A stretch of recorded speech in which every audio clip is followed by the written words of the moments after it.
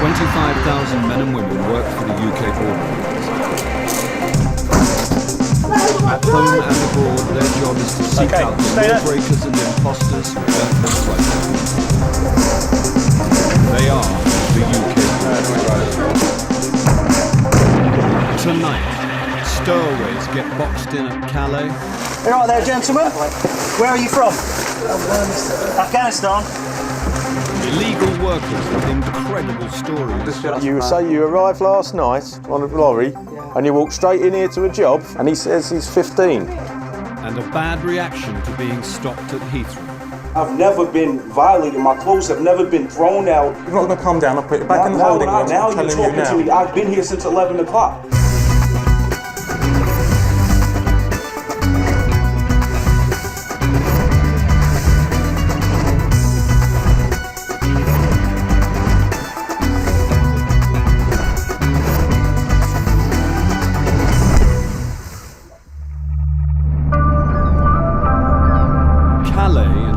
France is the port most favoured by migrants trying to enter Britain.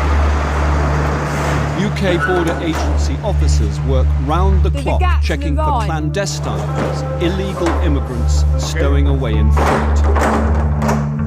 We will have a look. They find just to make 19,000 clandestines a year who have managed to slip past truck drivers and hide in their You load. may get a penalty for bringing clandestines into the UK control zone. Before you come here, check your vehicle yourself. The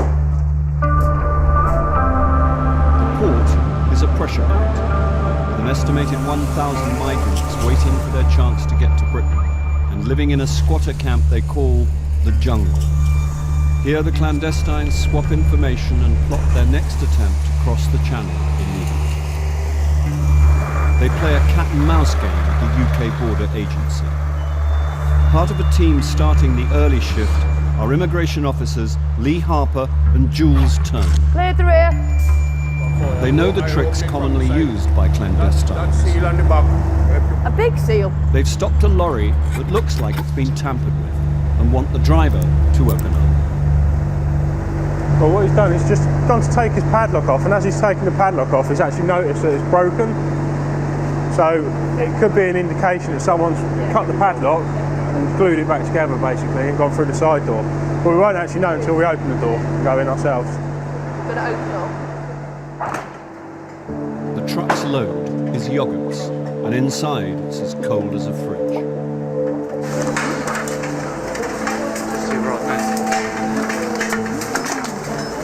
Good morning. Good morning. You cold? Yeah, you're cold. Hello. Shoes on. Shoes. Everybody? Put your shoes on. Oh, God. I'm getting yoghurt all over me. Okay, how many? 1, 2, 3, 4. Sammy? Got 12. 12, all right. 12 people that we can see at the moment in the back of the lorry. But there are more hiding in the corner at the back. Tammy? Yeah. Can you make that 17? 17, okay. Where are you from? Afghanistan. Afghanistan? Yes. All of you? Only, bro. Okay. One chance, one chance. Not today, my friend. For every clandestine found, the driver can face a penalty of £2,000, so it's in his interest to keep his vehicles secure. Because I don't park outside on the street, I park inside on the services and pay the €7 for the parking. Although the driver parked in a secure area, 17 Afghans managed to break into his truck, and it would appear an accomplice fixed the padlock from the outside. I've used a pair of bolt cutters on it, and what it looks like they've done is just push it straight back in and maybe even glued it together so it looks like it's a whole padlock again. For the clandestines, getting caught is an occupational hazard. Some will keep on having a go, however long it takes. How many times have you tried? 1 year. You've been here a year? Yeah, 1 year. The jungle. You stay in the jungle? Yeah. Crazy. Crazy? Yeah, 1 year. I think a lot of them have been through it before. We find the same people time and time again at the moment because obviously our controls are much stronger than they have been in a long time. So we are seeing the same faces. So they know the routine as well as we do. For Failing to prevent 17 clandestines from breaching his truck's security, the driver was fined £1,700. The freight company was fined £2,500. Clandestines rarely carry travel documents and so avoid being removed from France. They are simply escorted from the port and are free to return to their makeshift camp. Despite living in appalling conditions, the clandestines believe the jungle is a better option than the countries they are fleeing. My family is very poor, so I have 5 brothers and sisters, and my parents are old, they can't do jobs, so that's why I come here to Europe, so I can help them. This man has travelled from Kashmir in search of a better life, and like all the clandestines, he imagines the UK is the place to find it. If I go over there, I will marry. After marrying, I will get paper. After paper, I will get job. I will have a house, have a child, and have a family, and have a peaceful life. But for those who do make it across the channel, life in Britain can often fall short of the dream. Coming up, the enforcement team catch up with a clandestine repeat offender. It doesn't justify you coming here for the second time illegally, does it? Why would you think that would be right? And a case of deception at Heathrow. You said that you met him 10 years ago in New York. I did not say I met him 10 years ago in New York. You said you met him 10 years ago in New York. I've got it written down here.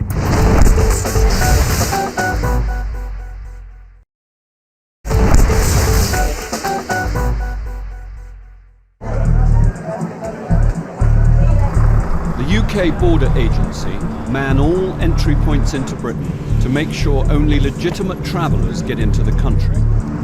But some get through illegally, and many visitors stay longer than they should.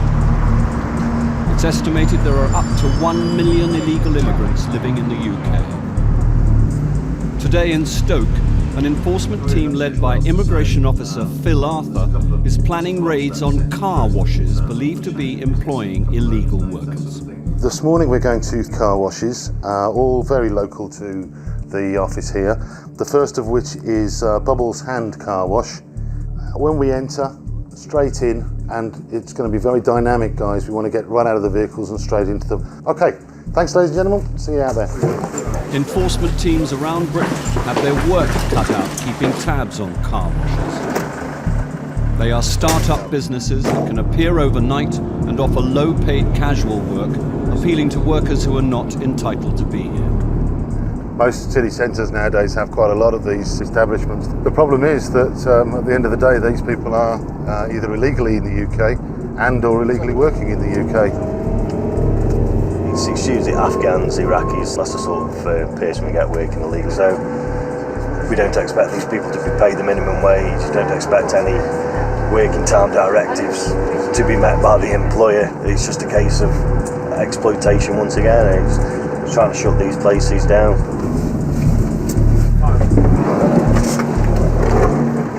A car wash is the kind of place clandestines who've beaten the Czechs at Calais can end up working. It can be a far cry from the life they hoped for in Britain. Watch your feet, Carl, and they're slippy, mate. Hello there, sir. How are you? We're from immigration. Okay, we've got a warrant issued by the courts to be here this morning. You just need to establish your identity, nationality and status in the UK, all right? There are 3 employees. If they have the right to work in the UK, they should be known to the Home Office. Yeah. Okay, you come this way then. When were you born? Yes, Pakistan. Are you illegal or illegal in the UK? Legal. You have a visa? Yeah. I am stay here in this country. Yeah? Yeah. Checks against the database confirm this man has a British wife and is allowed to work, and that his Pakistani colleague has indefinite leave to remain in the UK. But the records relating to the third worker are less straightforward. He has a checkered history with the Border Force. The last time you entered the UK, when was that? Yeah, he's okay. Yeah. About 1 month ago. The man was caught living illegally in Britain 2 years ago. He opted for AVR, Assisted Voluntary Return, a European scheme that gave him a free flight home and £500 cash. the AVR'd, a month later got married in Iraq to a British lady. Okay. He says he's come in a month ago again after voluntarily returning. After the man was returned to Iran, he travelled to Iraq and married a British woman. He then came back to the UK, hidden in the back of a lorry. How did he come in? Did he say he told us Illegally. okay? Yeah, in He the came back in of a lorry. illegally, even though he's married and he's... Yeah, he apparently he's applied to come in legally and not been allowed. Right. So he's come in illegally. So he's coming in illegally and he's living with his wife. at He's this moment living in with time. his wife in Silverdale. Officer Sean Flaherty wants to know why the man took AVR only to come back again as an illegal entrant. We have laws for a reason. You apply for a visa, yeah, you're refused a visa, and then you completely decide to disregard UK law and enter the country illegally. Why would you think that would be right at all? Nothing else I could do. Well, stay in your country. I would stay in my country. Just how about if my wife, she didn't stay with me? If she doesn't like it, the culture, she didn't like it, the religion, she didn't like it, the nothing, you know. If your wife's got difficulties living there for whatever reasons, then that's between you and your wife. But it doesn't justify you coming here for the second time illegally, does it? If you're refused a visa, it means you're not being allowed to come into the United Kingdom. It doesn't mean, here's a green light, go and get in the back of a lorry and come in illegally. That's not the way it works. I'm arresting you now as an illegal entrant to the UK. You do not have to say anything, but it may harm your defence if you do not mention, when questioned, something you later rely on in court. Would you like to stand up for me? This gentleman's just going to give you a quick search. Okay. He did return to Iran originally under the voluntary assisted removal programme. A majority of voluntary removals under that programme do get a financial assistance to reintegrate back in their own country. So he's had that, possibly. And then he comes back in illegally. Not going to get a refund, are we? Hi. You the owner? I spoke to you on the phone. Yes. I'm Carl. I'm an immigration officer, okay? If the owner of the car wash can't prove he's made the required checks on the man, he could be fined up to £10,000 for employment. If you want, he's married with the English woman, right? She comes every day here to pick him up. I fully understand that, sir, and I don't have a problem. That's exactly what he's told us. Yeah.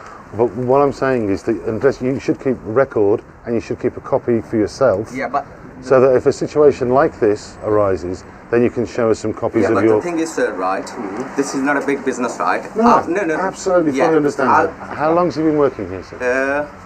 About 5-6 months. So 5-6 months is a long time not to have a record, isn't it? I wasn't here. Yeah, but the thing is, right, don't get me wrong. I've been brought up in this country, like, if I've got a national insurance number, right? Sure. It actually says on the card now, so do be aware of that. It's not proof of identity. Okay? Yeah. Okay, sir. Thank you very much for your time this morning. The owner of the car wash was fined £5,000 for employing an illegal worker.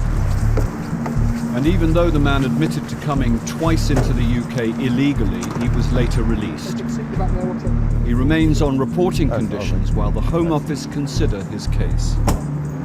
But the day is young, and the team have another car wash in their sights.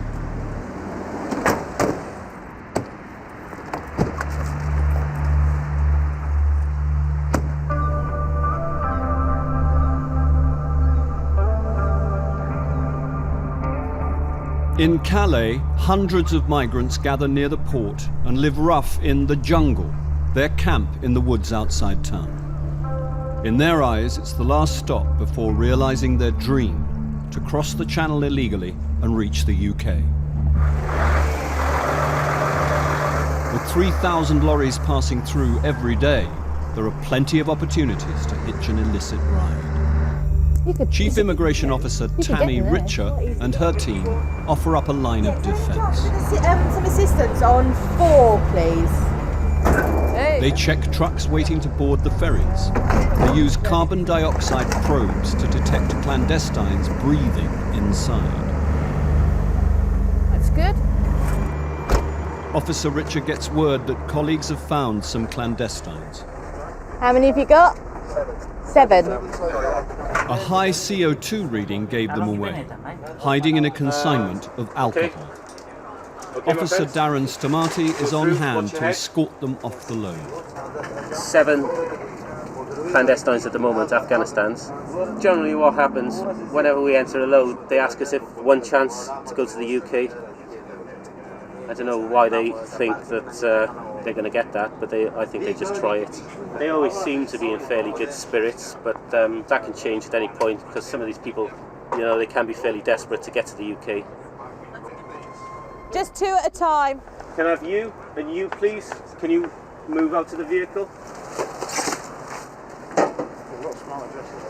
So where do you live in Cali? Out of the jungle. Yeah? Yes. Under the tree. You know a tree? Under the tree? Yeah. In the jungle? Yeah. 2 more? Okay.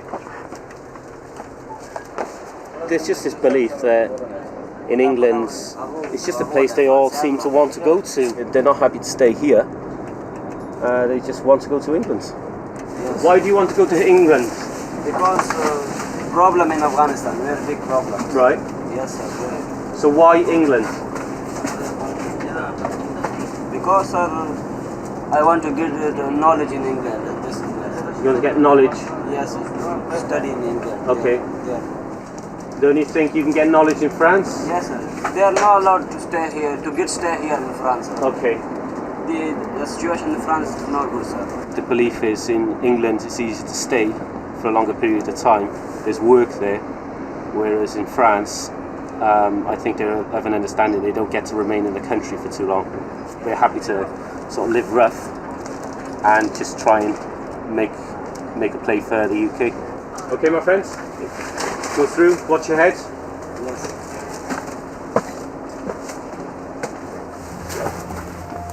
Because 7 clandestines were found hiding in their load, the freight company was fined £2,800 and the driver £1,400. An average of 50 clandestines a day are stopped trying to cross the channel illegally at Calais. For as long as it remains difficult to deport them, the clandestines will keep returning to the jungle until their next attempt to get past the UK border agency. More than 10 million passengers a year arrive at Heathrow's Terminal 3. Most have a legitimate reason to come into the country. There you go. Thank you. Thank you. A few simple questions at passport control are usually enough to tell if a passenger's trying to hide something. 2 of you? Officer Neil Newbury has been doing the job for 4 years and knows an unlikely story when he hears one. Today he stopped an American visitor who was flown in from New York via Toronto. The man says he's here for a 6-month holiday and to spend time with a friend. We need to look into your reasons for coming to the UK in a little bit more detail. Okay, that's why you've been stopped today. All right. We're sitting up here on. He has on the no control, job in the US access to and little television, money. telephone. So Officer Newbury suspects the real reason for his visit is to work. Do you want to pop a couple of your bags up on the bench for the moment, please? Our passenger. He's 26 years old and he's only got about $450 on him. He decided to look like he's found all his clothes into 4 or 5 suitcases and come to the UK for a really long holiday with just a few $100s on him. An American tourist is not allowed to work in Britain. Officer Newbury wants to know how the passenger will support himself for 6 months. He calls the passenger's sponsor, the friend he says he's here to stay with. I need to understand, why are you offering to do all this for Jason?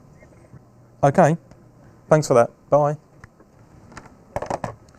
He's known Jason only for a couple of years. He met in Germany while our sponsor was in the military over there. And Jason apparently was over there visiting friends. They met over there. They've stayed in touch for the last couple of years.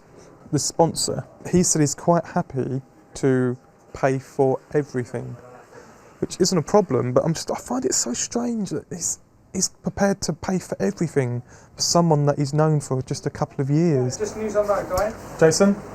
Officer Newbury suspects he's not being told the whole truth. Now he wants to question the passenger about his financial dependence on the sponsor. Are you happy for me to interview you? No. What's the problem? I feel like I've been violated. I never felt violated. Like this in my life. Yes. What have we done to violate you? What? What have we done to violate you? First of all my clothes and stuff was taken out. Like you never had your bag searched in a foreign country? Not like that. my wallet. Everybody's been going through my wallet. On this occasion, you're asking to spend a lot of time in this country, okay? And you don't have much money with you. I wasn't. How do you know how much money I have in my account? My I don't know. money. That's what I told the lady. That's what I'm going to start asking you now. So, are you happy for me to interview you? No. But I'll answer the questions. I'm not. I'm telling you that I'm not happy. But I understand you're not happy, but are you prepared to be interviewed by me? Yes, I'm prepared. Okay, can you just tell me why you've come to the UK today? You know, a lot of things been going on at home. I just lost my grandfather. I don't come from a good upbringing in my neighborhood. My friend's been killed and all of that. So I just want to take a vacation. Where will you stay while you're in the UK? With Will. He's a long-time friend of my family. How long have you known Will? So I've known him over 10 years. Do you remember where you met him? I met him in New York. That's where I'm from. He's told us he's going to be supporting you for up to 6 months while you're in the UK. Yeah. Why does he have to support you? I mean, whatever he's going to pay for, that's on him. But I got my own money. Will also told me that he's only known you for about 2 years, not 10 years. And he met you in Germany in 2007. Now you've told me that you've known him for 10 years and you met in New York. So I'm a bit confused there as to... I've known him for a while. I've known Will for a while. 10 years? Maybe not 10 years, okay. Maybe not 10 years. Where did you meet him? In Germany. You said you met him in New York. I've met him in New York. He's been in New York before. Yeah, that's not what I asked you. I asked you, where did you first meet him? You said in New York. He was in New York, I was in New York. You're confusing me with the questions. You're asking me where did we meet. I'm telling you, I've met him in New York. I've also met him You said that you met him 10 years ago in New York. I did not say I met him 10 years ago in New York. You said you met him 10 years ago in New York. I've got it written down here. That's one of the issues that we've got here. I'm trying to work out what these discrepancies are between yourself and this gentleman who's prepared to support you financially for the next 6 months. I've been to Germany, I've been to Stockholm, I've been to different places, and I've never been violated. My clothes have never been thrown out. You put all my stuff out, then you told me to put all my stuff there. I'm waiting around. No one offered me anything until I got up in the room over there. No one's talking to me, no one's telling me nothing. I'm talking to you now. Now you're talking to me. I've been here since 11 o'clock. If you're not going to calm down, I'll put you back in the holding room. I need to confirm the discrepancies between yourself and Will, okay? That's the issue, one of the issues here. Alright, I don't know Will for 10 years. I've only known him for a short period of time, for a couple of years, that's it. You say you met in Germany? Yes. He's lying to me, you know, and when I caught him out, you know, that's when he started kicking off a little bit. If I was to act like that in America, the way he's been acting with me, you know, I won't get treated half as well as he's been treated since he arrived. Yeah. And I don't think he quite appreciates that, to be honest. So he can throw his arms around as much as he wants, but it doesn't change the fact that I'm going to get to the bottom of this. Coming up, another car wash in Stoke, where the truth is a grey area. Ask your friend to confirm how old he is. 15. What? 15 years old, with grey hair. And the Bangladeshi graduate with little to show for 6 years of studying. Business work. That's a module in a postgraduate diploma is called business work.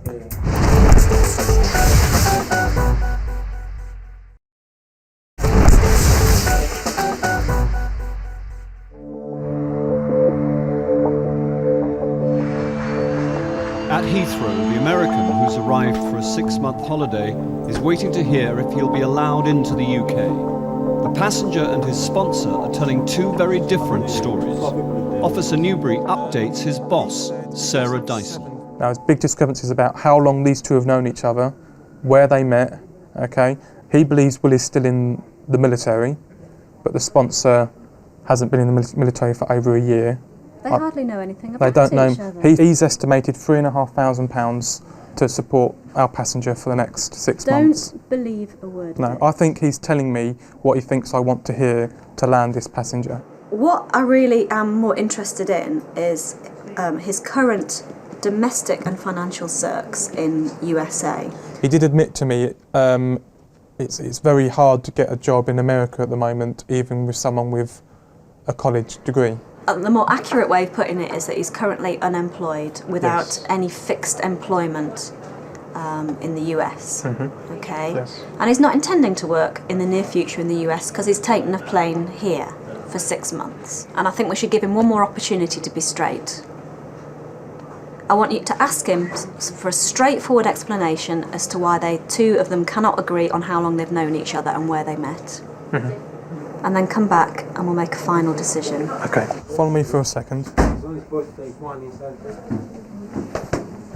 Just sit in the corner for me, okay? If it's possible, can you explain the discrepancies between what you're telling us and what Will's been telling us? Because everything was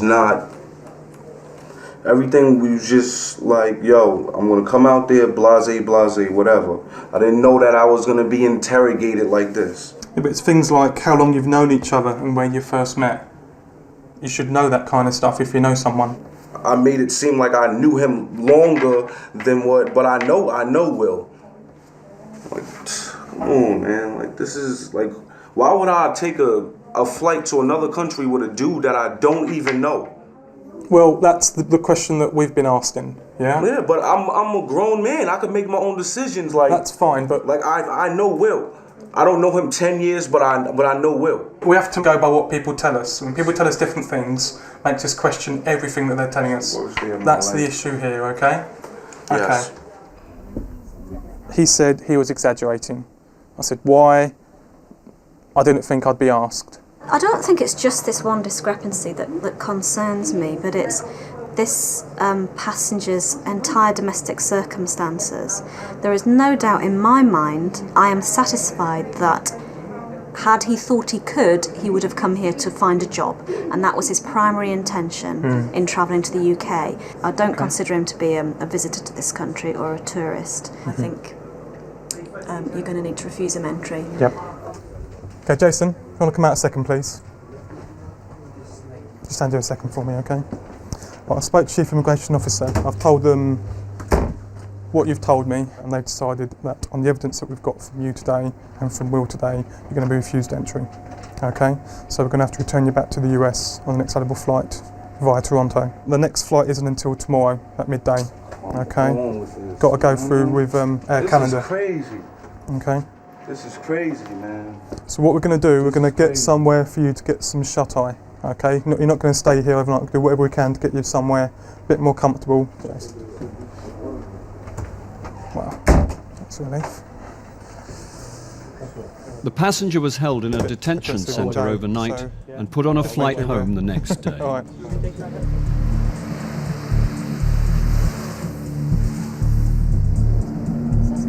In Stoke, the enforcement team are going after illegal workers. Okay guys, 30 seconds and we'll be there.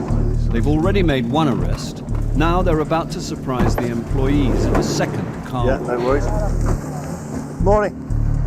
Alright, with immigration and police, we've got a warrant to search these premises. Just need to get everybody's identity, nationality, and see where we go from there. Alright, mate? Okay, guys, come this way. The team round up the workers and use 2 rooms in the office to question them about their immigration status. Okay, who have we got here then? Come on, you speak English, lads? No? English? Any English at all? Pushtu. Okay. One employee can speak English and he's happy to interpret his colleagues' incredible terms. What's your date of birth? He says, I don't know the day, but he says I'm 15 or something, that's 15, 16, something like that. 50? No, 50, 15. 50? 15, 1-5. What? He says that. Alright then. Can you ask him what country he's born They in? come here. He's from Afghanistan. Can we ask your friend again to confirm how old he is? He says 15. 15 years old? Yeah. With grey hair? With grey hair. Can you just ask him his address for me? He said, I've just come last night. Can you just ask him how he got here to the UK? He says, I've just come from to call us from here and there, Lorry. In a lorry? Next door, another Afghani worker is being checked out. Can you just ask the lad here, Sorry? what's his date of birth? And it appears a common theme is emerging. He says I'm 15. 15? Yeah. When did he arrive in the UK? He says I'm coming last night. And you say you arrived last night on a lorry, and you walked straight in here to a job first thing this morning? We've struggled to get a Pashto interpreter, so we've using the gentleman here who's been very helpful. We're speaking to this lad here, but he claims to have arrived here last night in the early hours of the morning on a lorry from France. And he says he's 15. Me? I'm arresting you on suspicion of entering the UK without leave. You don't have to say anything, but you may harm your defence. If you don't mention, when questioned, something which you later on in court. You are now, Ismail, you are now under arrest. Both men claiming to be 15 are arrested as they've admitted entering the country illegally. As they're claiming to be children, their ages will have to be assessed by the social services. Just take that as written. One of the remaining workers is a Pakistani national who is here on a student visa. However, he admits he is not doing any studying at all. Claims he's only started working here today, so he's working but not studying. And he gets paid £15 a day. Yes, he will. That's for 10 hours.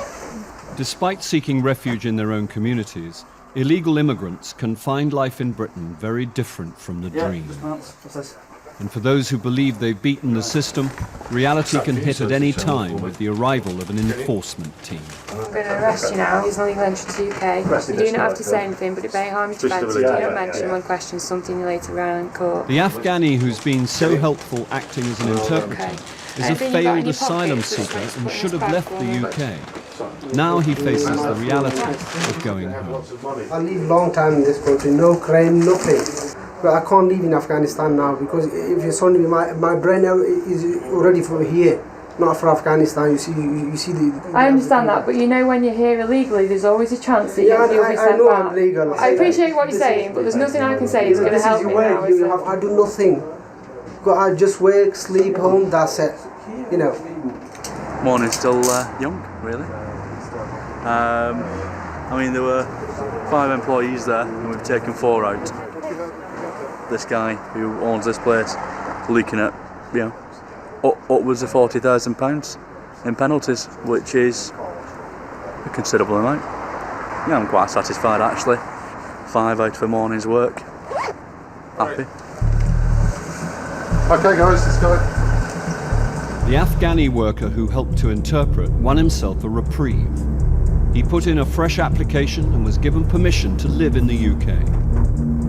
The student who was working instead of studying was detained and removed back to Pakistan. The 2 Afghani men claiming to be 15 were assessed to be over 18. One was detained and removed from the UK, but as the other had no travel documents, he was released on bail and has since absconded. The owner was fined £20,000. But targeting the people who make the serious money out of illegal working is not so easy. The people who we encounter, they won't give us the names of the agents, they won't tell us the routes they come in, because they're more scared of the agents than they are of us. But these people don't see that they're being used and they're actually victims in all of this. They're being exploited, they've been paid peanuts, they've paid thousands of pounds to come to the UK. Unfortunately, very rarely we get them to speak to us and to give us better information so we can get to the heads of these organisations instead of just cherry picking these guys off all the time.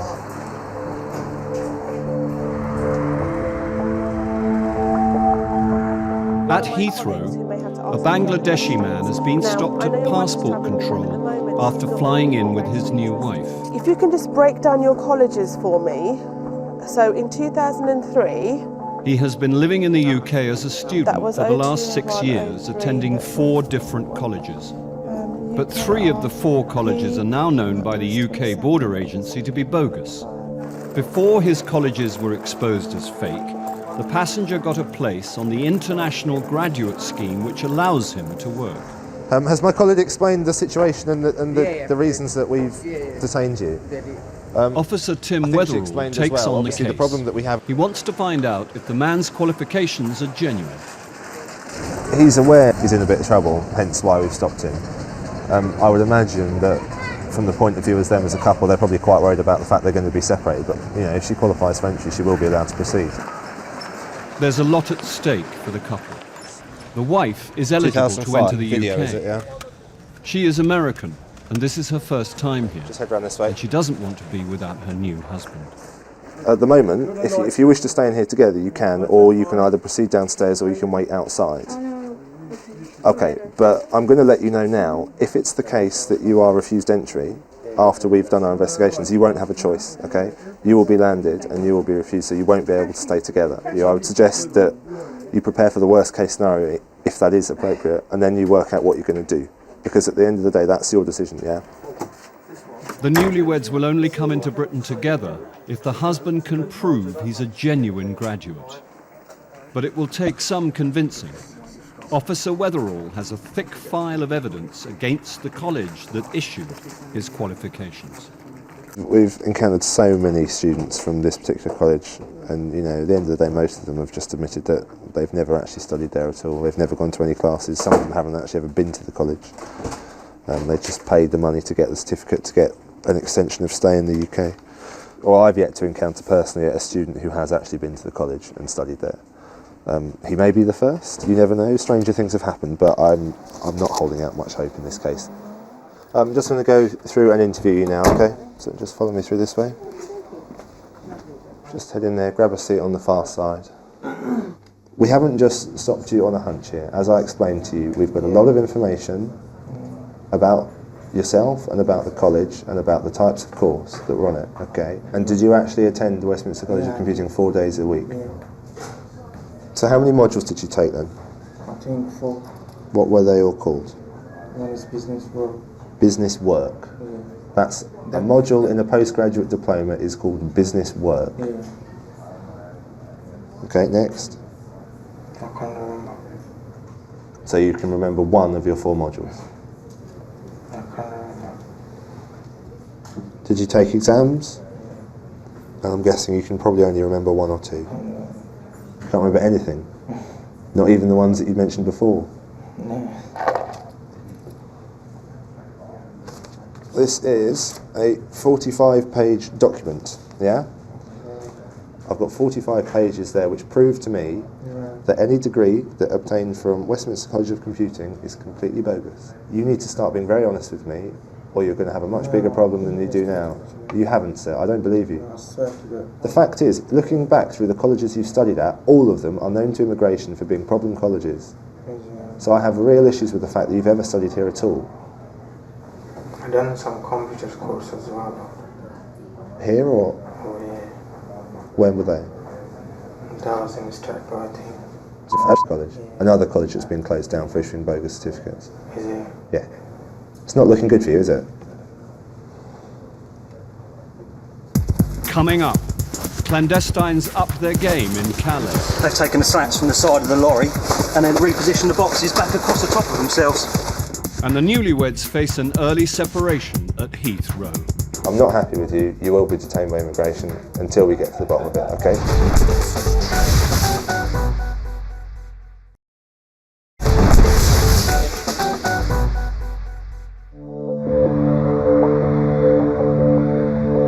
At Terminal 3, it's not looking good for the newlyweds who hope to enter Britain together. The husband, a serial student of bogus colleges, has said nothing in interview to convince Officer Weatherall he's a genuine graduate. We're happy with your wife, she's going to be allowed through. She's not going to be allowed to stay with you. I'm not happy with you, you will be detained by immigration until we get to the bottom of it, okay? So you need to decide where she's going to go. That's your problem, not mine, okay? Before deciding the passenger's fate, Officer Weatherall must refer the case to his Chief Immigration Officer, Mo Ghaffar. Basically, I don't believe a word he's saying. Yeah, I mean, bottom line, I think he's lying through his teeth. I don't believe a word he's told me. I think we've got substantial information in relation to the fact that he studied at an institution that has closed down. We'll land his wife, and then we'll go from there. All right, Timothy, thanks, thank you.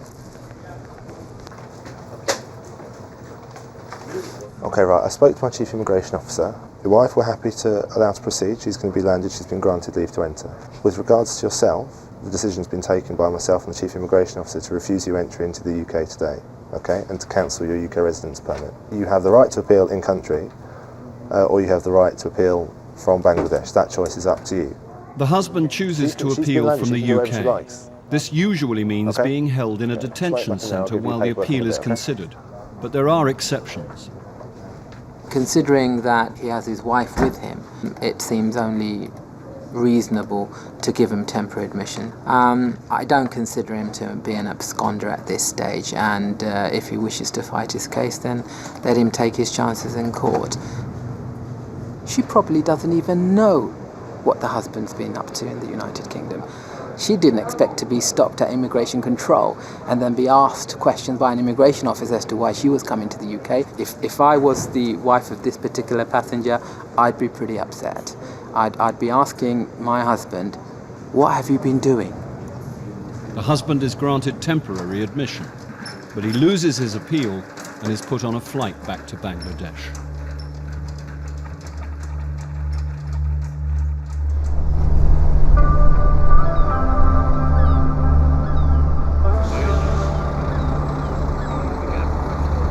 In Calais, the trucks keep on coming.